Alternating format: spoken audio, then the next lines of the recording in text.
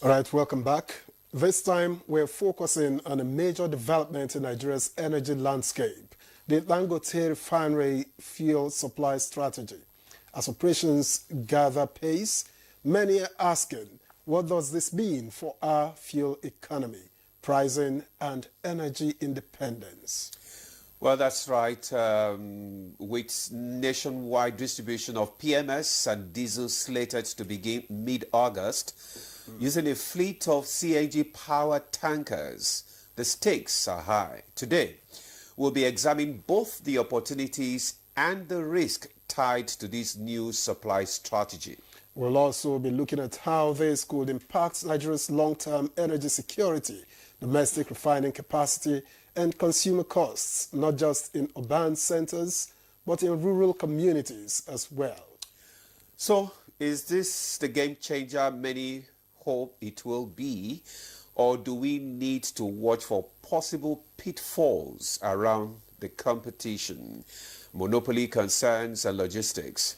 Well, joining us to help make sense of all of this is development economist, Professor Ken Ife. Prof, it's good to have you on Good Morning Nigeria yet Thank again. you. Always a pleasure to be here. So, Prof, you're welcome once again. Is this the game changer we are all hoping for?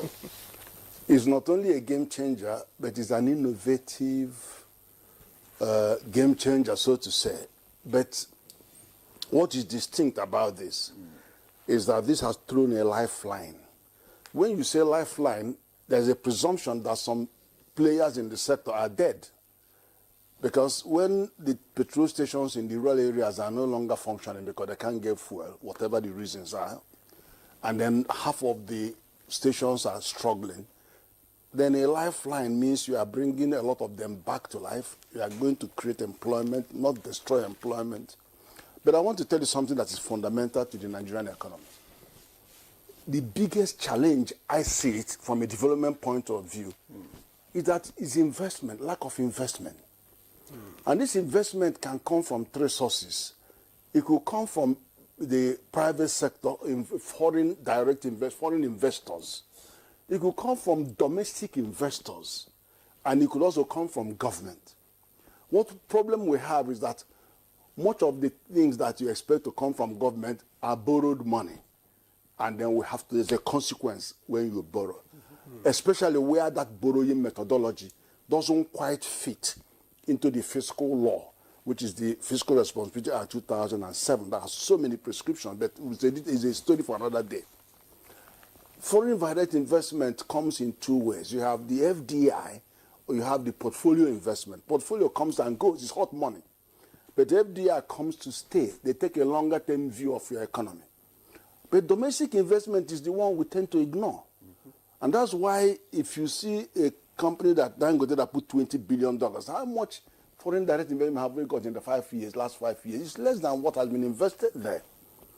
But the point is this: where you don't invest in technologies, in innovation, then that sector or subsector starts dying.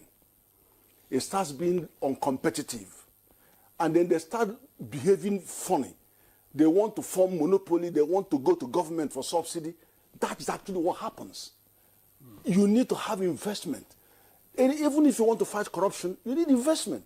Because you need a computer system to fight corruption. You need that, you need that. You spend money to do anything you want to do. So always be mindful that whenever anybody tells you that this sector or that sector or this, you started by saying, how can we, energy security? You cannot achieve energy security if you don't have investment. It is the investment that will create competitive business environment, and then rather than look for subsidy from government, you can now compete and sell your products abroad because you are producing good quality product at a competitive cost. So that is a big thing. So when you relate this to the top sector we are looking at, which is the fuel storage, transport, distribution, and logistics, that sector has been moribund in the sense that it hasn't been investing in that subsector. So what you see there is fueled by corruption and that kind of monopolistic behavior. Unfortunately, the big culprit is NNPC actually. because he's playing at upstream, midstream, and downstream, having his own petrol stations. I'm not sure what he's doing with those because he doesn't actually produce the fuel that they're going to sell. But then you now have this gang up of the subsector groups that we saw what they did, the fuel scandal, the subsidy scandal. Everybody saw that in the country where things were being brought in, 30 million later will come, they record it 3 times, I say 90. We saw all that. And then government was prompted to say, NNPC, take over all the import of that. And you understand what I mean? But it only delivered you from the mouth of a lion into the mouth of a crocodile. So, we had to face a different kind of challenge with the NNPC's monopoly. Because what we saw was that it was not even just being the sole exporter, but actually using crude swap, which means it denies central bank access to that $3 billion every month by swapping. And then what comes back is MPMS. And PMS is only one of several products you can get from the crude. But it now turns around and says to government, you are owing me under recovery. Government borrows 500 billion naira every month as subsidy. And then one of the dinosaurs in that subsidy chain was the equalization fund, which people are crying now, owing us 100 billion. But the PIA rolled off equalization fund. We are now left with the midstream and downstream component of the DFA and the people. So that is what is going on. But having said that, we needed investment in the sector, just like infrastructure. Why are we having problems with infrastructure? Because we've not been investing in infrastructure since 1970. Okay. And when you don't invest, our stock in infrastructure is 30% compared to South Africa that is 80%. But now that we have investment, now that we have investment with Dangote and it's about to roll out 4,000 trucks to do distribution of CNG, what is the broader significance for the economy? Now the broader significance is what is the strategic value? What is the value added to 2 major clients, our stakeholders, 2 core stakeholders, 230 million Nigerians and 42 million MSMEs. Now, the significance of the MSME is this. Nigeria has 42 million MSMEs out of 90 million MSMEs in Africa. We contribute 48% of MSMEs in Africa. Our population is only 15%. Our population is only 18% of Africa. Our GDP is less than 15% of Africa, but we are punching 3 times above our weight on entrepreneurship, which means entrepreneurship is not only a competitive advantage for Nigeria, but it is one where if you can breed life and efficiency to this sector, nobody will see Nigeria's back all over the world. So that is the limiting thing holding Nigeria from taking off. So when you look at this, divide that 1.7 trillion by 230 million Nigerians, everybody gets 7,400 naira as a gain. Divide it, if the household in Nigeria is 6 people per household, that is 50 million household. Each person gets about 42,000. If you look at divided by the 42 million MSMEs, you're going to get about 40,000 naira. So there is actually a tangible thing that we can say is hitting the table, but it's much more than that. Let me tell you why it's much more than that. These companies we are talking about, at least 70% of their input cost that determines their efficiency, that determines their competitiveness, is locked down in this shenanigan. They have to, according to the research, if you look at the website of Manufacturers Association, it tells you that companies believe 77% of their energy cost is borne by them. So you are going to unlock not only the cost for running their generator, but also the cost of transporting goods. That's what you are going to unlock in the journey to make them far more efficient. And then they can, and when they produce efficiently, aggregate output goes up, GDP goes up. When you bring down the price by making it more affordable and more affordable and more accessible to Nigerian citizens, and there's a gain, then they have more disposable income. Then the aggregate consumption goes up, GDP goes up. Just by default, you've seen how this can actually shoot up the GDP. When you modulate the price, then inflation takes a hit. Is there any evidence? Of course, there was an evidence. And in fact, part of this evidence is before you go national, people will ask you, where did you pilot? Where's your pilot? There was a pilot in December. And we know what happens in December. Cyclical peak of inflation is in December. High cost of fuel is in December. Hoarding of fuel, long queues, they are all characteristics of what happens in December. So that December, they decided to pilot. And they said, okay, let's try and maintain the price across the country. So price was maintained, but it cost them equalization of over 10 billion. But the effect was that for the first time, the inflation on food came down in December. It normally doesn't happen because that's when we have a cyclical peak. But it came down. And so there was an evidence that there could be an impact. And that impact is what is now going national. And the impact will be felt by every Nigerian and every business. And in fact, I called it a lifeline because those who are arguing about competition and monopoly and all of that, you are bringing them back into life. Now, will this investment ensure stability in pricing? Because it's a major challenge for ordinary Nigerians. They want price stability.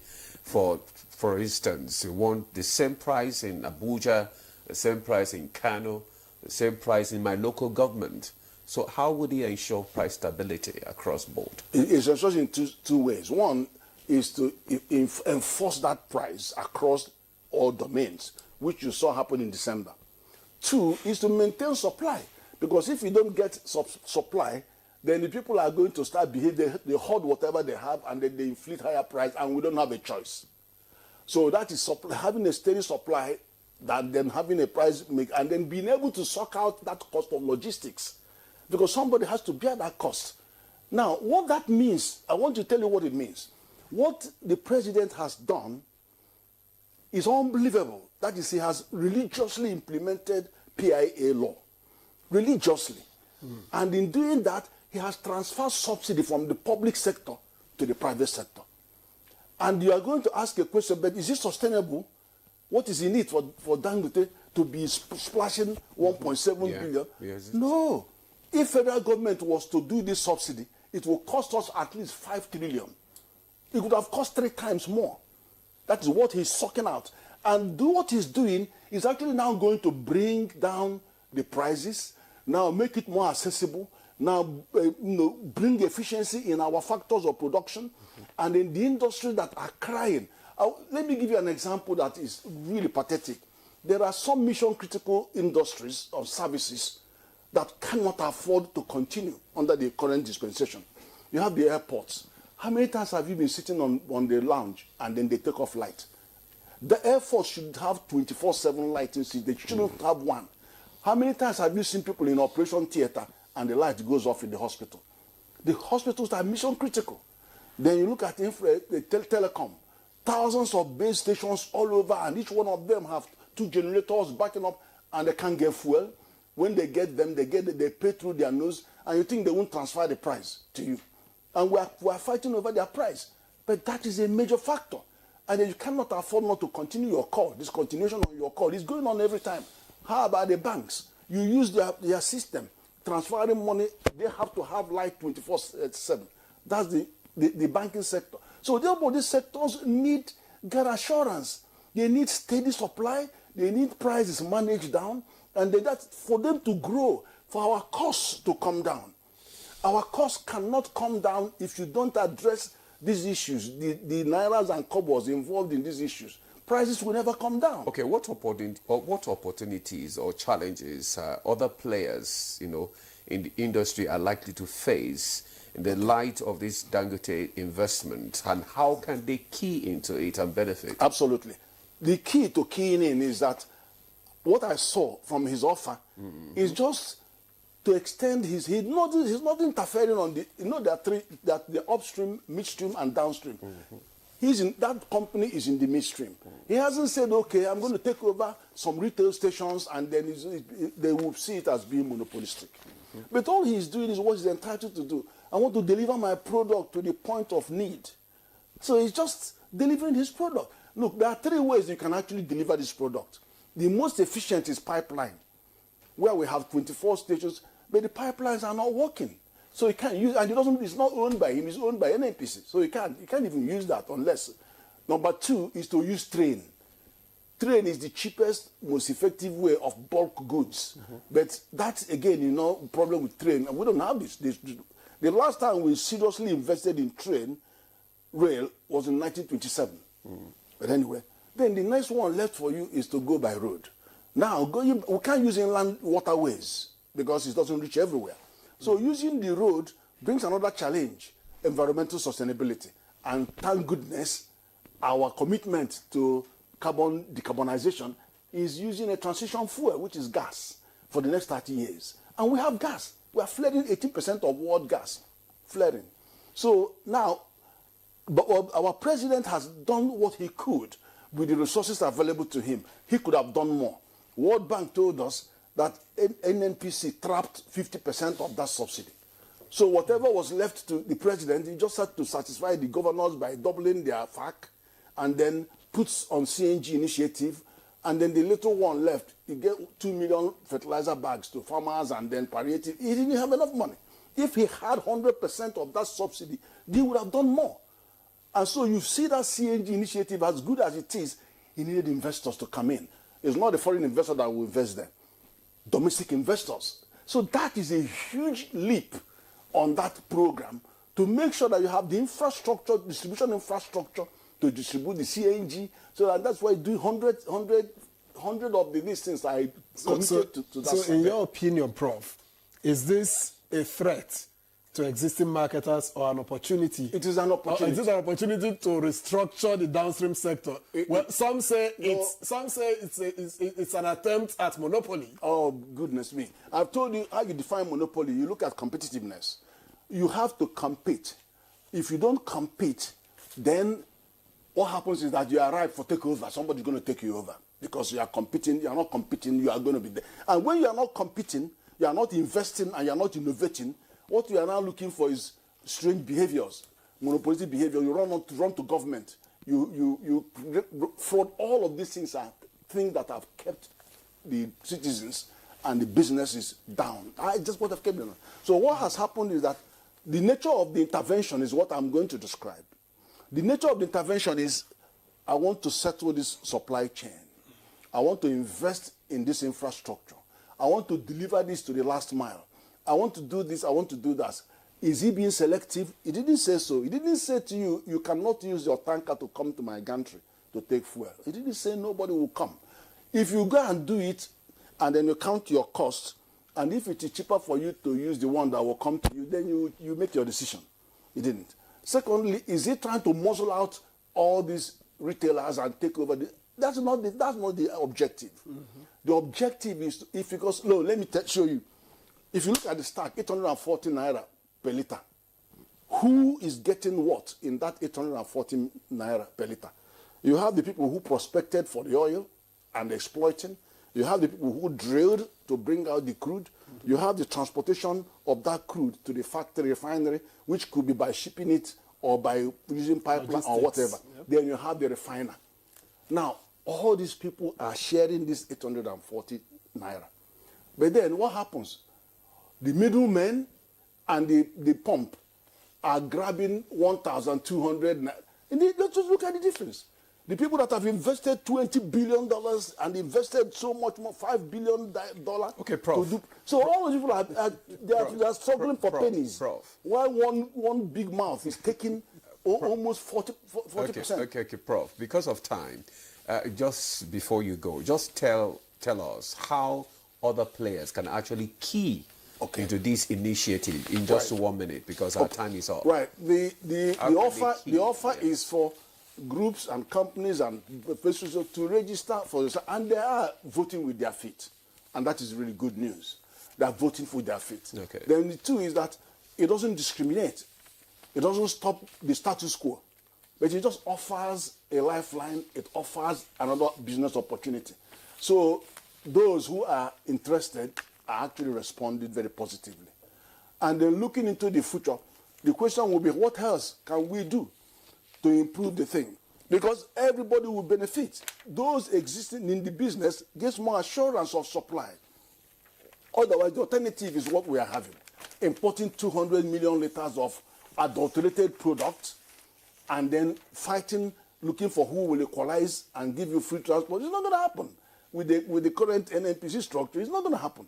So you are still feeding people with poor quality fuel, 5 times more sulfur, destroying. That's what is going on, and that's the status quo. All right, Professor Ken Ife, development economist, we thank you very much for your time on Good Morning Nigeria. Thank you. And we hope to see you again soon. Thank you. Well, that's been the program. We thank you very much for watching. I'm Victor, as well. See you next time. And I'm Adimoladu. Thanks for joining us. Enjoy the rest of your day.